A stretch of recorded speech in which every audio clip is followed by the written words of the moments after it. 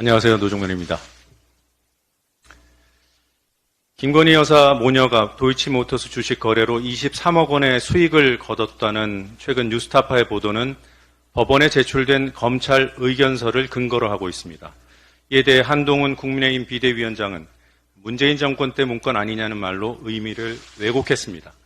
뉴스타파가 보도한 검찰의 의견서는 2022년 12월 작성됐습니다. 윤석열 정부의 검찰이 작성했고 한동훈 법무장관 재임 때입니다. 하지만 대부분 언론은 한동훈 위원장 발언을 보도하면서 시점의 오류를 지적하지 않았습니다. 언론이 윤석열 검찰 문건을 문재인 검찰 문건으로 둔갑시킨 셈입니다. 특히 문재인은 다 나쁘다는 인식을 가진 이들에게 김건희 모녀 23억 수익이라는 불편한 기사를 무시해버릴 핑계를 주게 됩니다. 언론은 이런 식으로 사람들의 생각을 지배합니다. 개인은 자신의 의지와 무관하게 언론에 노출됩니다. 포털에 나열된 제목들의 시선을 빼앗기고 식당 TV에 박힌 큼지막한 자막을 보지 않을 수 없는 환경에서 언론의 영향력은 어느 때보다 강력합니다. 언론사가 늘고 보도량이 늘고 보도를 접하는 경로가 늘어나면서 우리는 어느 언론사에 무슨 기사를 어떤 경로로 접했는지조차 기억하지 못한 채 특정 뉴스를 알고 있다고 믿게 됩니다.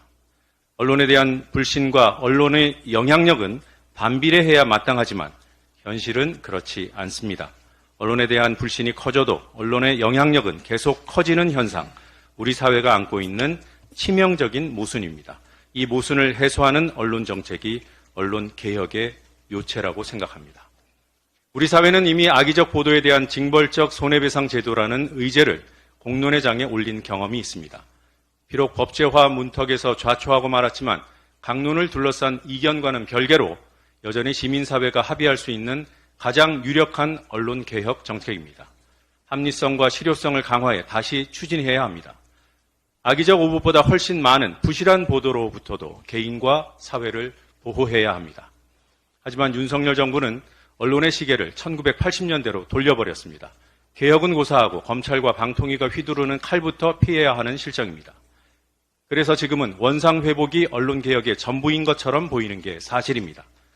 하지만 원상회복만을 위한 산발적인 싸움으로는 결코 언론개혁에 이를 수 없습니다. 방통위, 방심위, KBS, MBC, YTN, TBS, 뉴스타파와 같은 언론 탄압의 현장에서 획득할 수 있는 것은 원상회복입니다. 언론개혁은 원상개복, 회복, 그 이상이어야 합니다. 문재인 정부 때 언론은 마음에 들었습니까? 시민 편에선 언론 생태계 만들기, 제게는 언론개혁의 본질이 여기에 있습니다.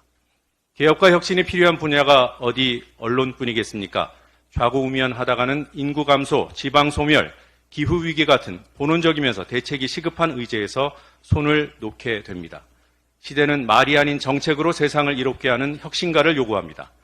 언론인 노종면을 내려놓고 정치인 노종면으로 오늘 이 자리에 선 이유입니다.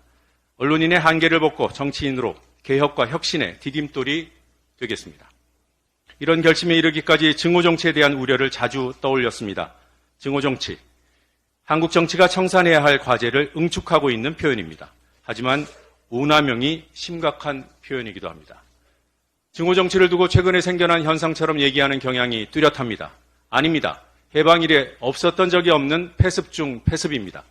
20년 전에는 여야가 사이가 좋았습니까? 그래서 노무현을 탄핵하려 했습니까?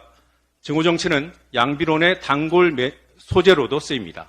패습으로서의 증오정치를 뿌리 뽑으려면 무엇이 증오정치인지부터 제대로 가려야 함에도 대개는 뭉뚱그려 모두까기를 해버립니다.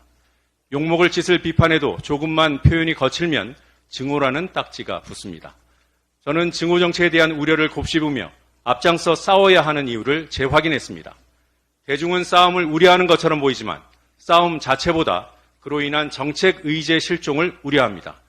이 점 잊지 않고 싸우겠습니다. 할 말 하겠습니다. 할 일 하겠습니다. 함께해 주시기 바랍니다. 고맙습니다. 네, 두 분의